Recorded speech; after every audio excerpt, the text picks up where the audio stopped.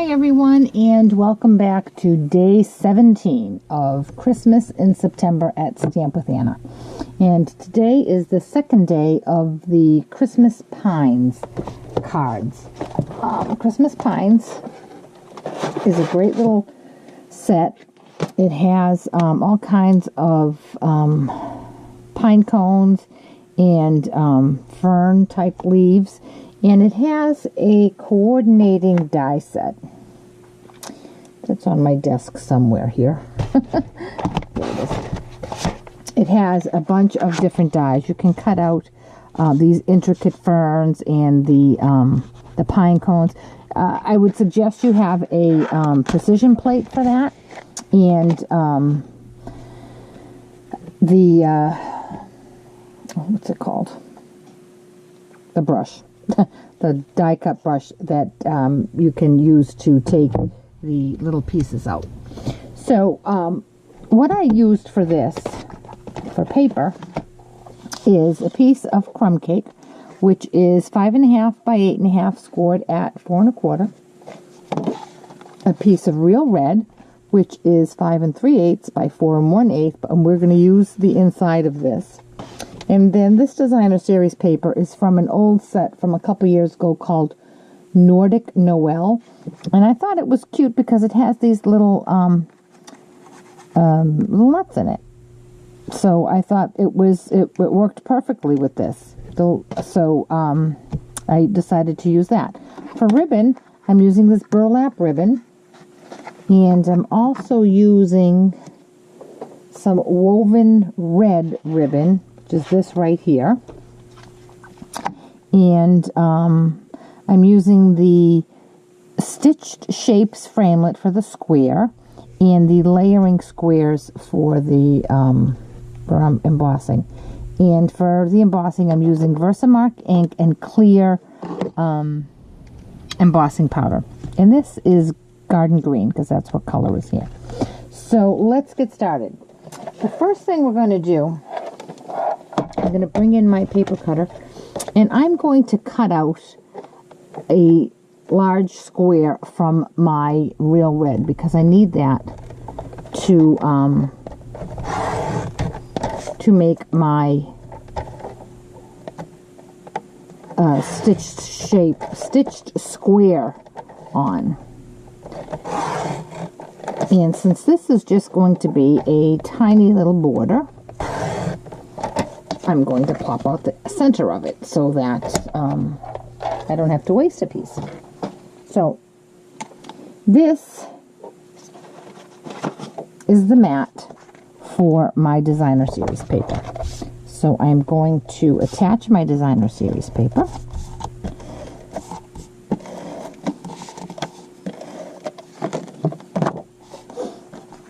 Like I said, it's a tiny little border. And I'm going to put that aside. Then I'm going to take my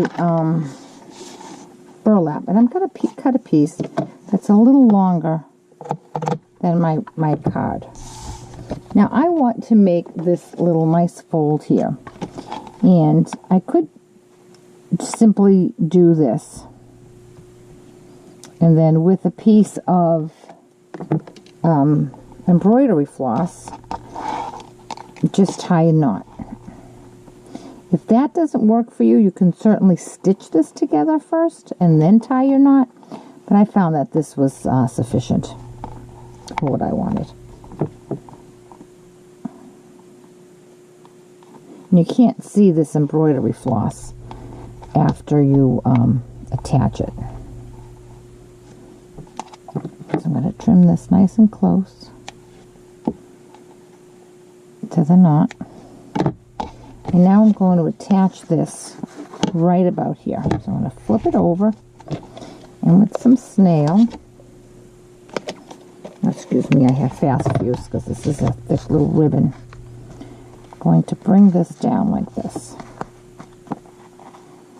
And that's a little more than I want, so I'm just going to trim this down a little bit so it's not so bulky back there.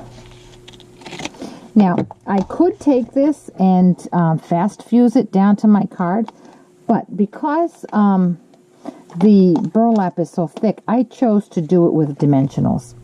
So what I'm going to do is put a dimensional in each corner.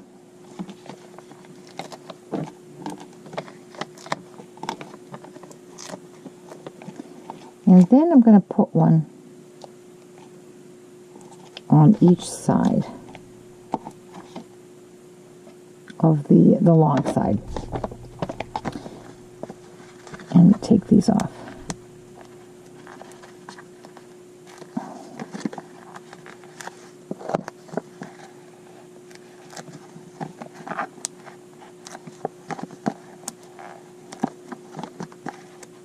I love dimensionals, but I really don't like the, the process of having to use it, how you get to use them. Then I'm going to just put this right here. Again, it's a small little border. Now I'm going to come in with my red woven ribbon and slip this underneath, and I'm going to tie a bow.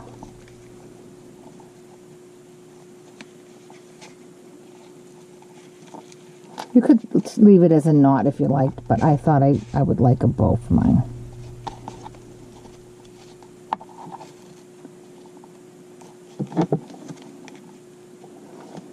And once I'm happy with my bow, I'm going to trim my tails.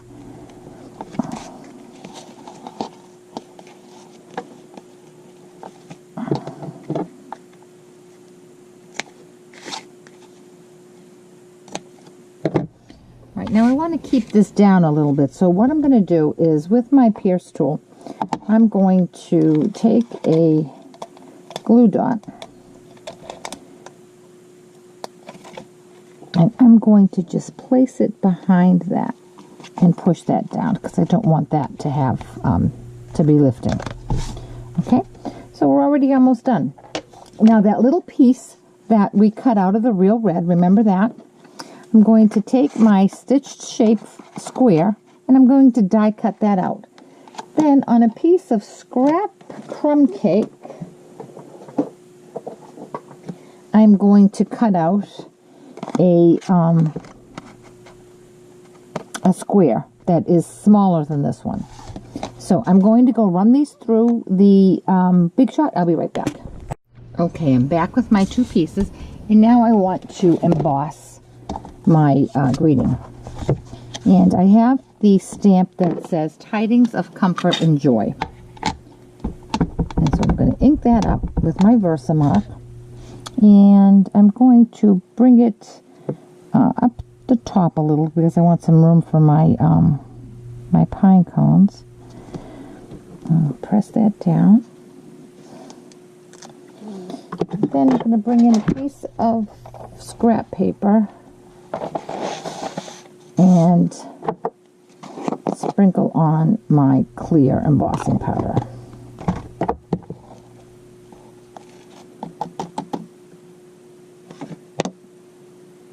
Okay, looks good.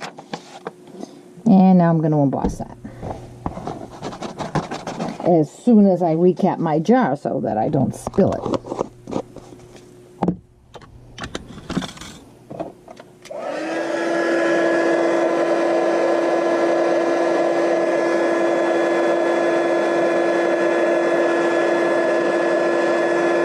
This is a nice look when you you emboss with clear embossing powder on a colored, on a piece of cardstock. It's a nice way to get a little darker color. If you had done red on red, the embossed red would stand out nicely. So you get just a different shade of the color of the cardstock, and it's a nice way to be able to emboss in colors that you don't have the powder for. So that's embossed, and now I'm going to attach that onto my red.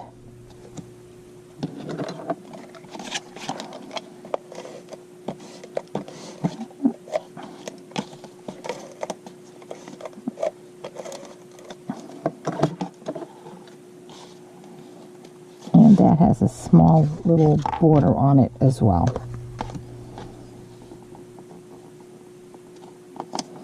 And now I'm going to attach this to my card.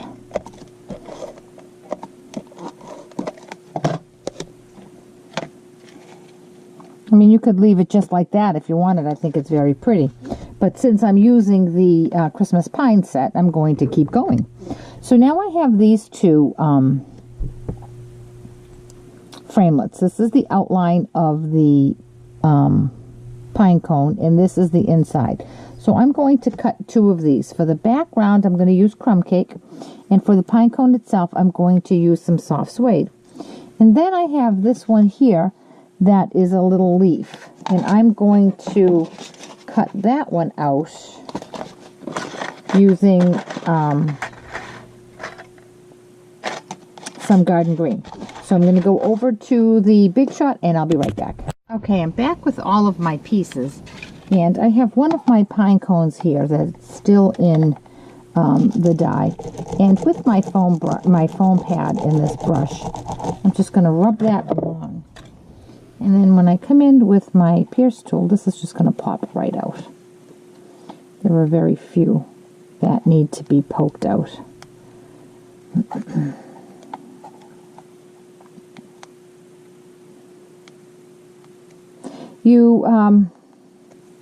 I used the precision plate, so that helped.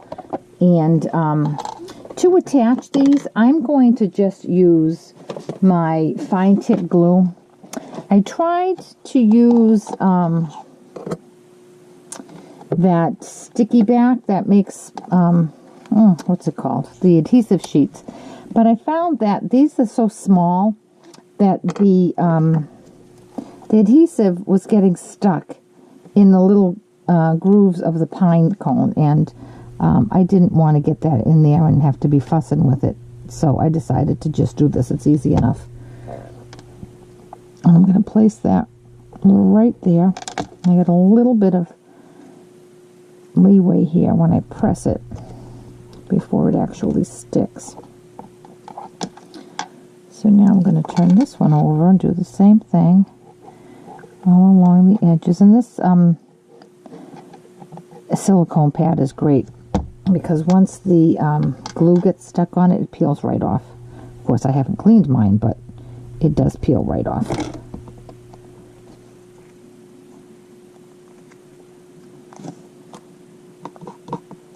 And there we go. So now we're just going to attach those onto our card. And I think I'm just going to use a glue dot. And put one here. And one here. Now I cut this out, but I don't want that long stem on it, so I'm just going to trim that off with my scissors. And again, glue dot on all the leaves, on all the petals, I should say.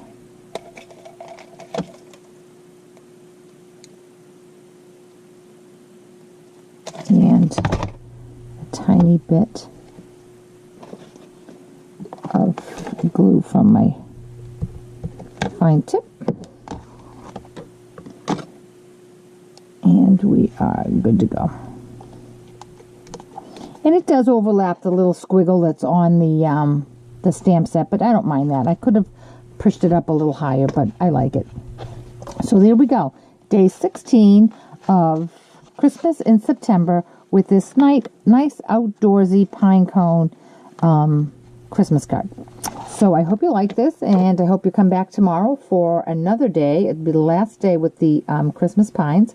If you have any questions at all about this product or any of this project or any of the products that I've used, or if you would like a copy of the holiday catalog, certainly contact me through my blog, www.stampwithanna.blogspot.com. Thanks so much. I'll see you tomorrow.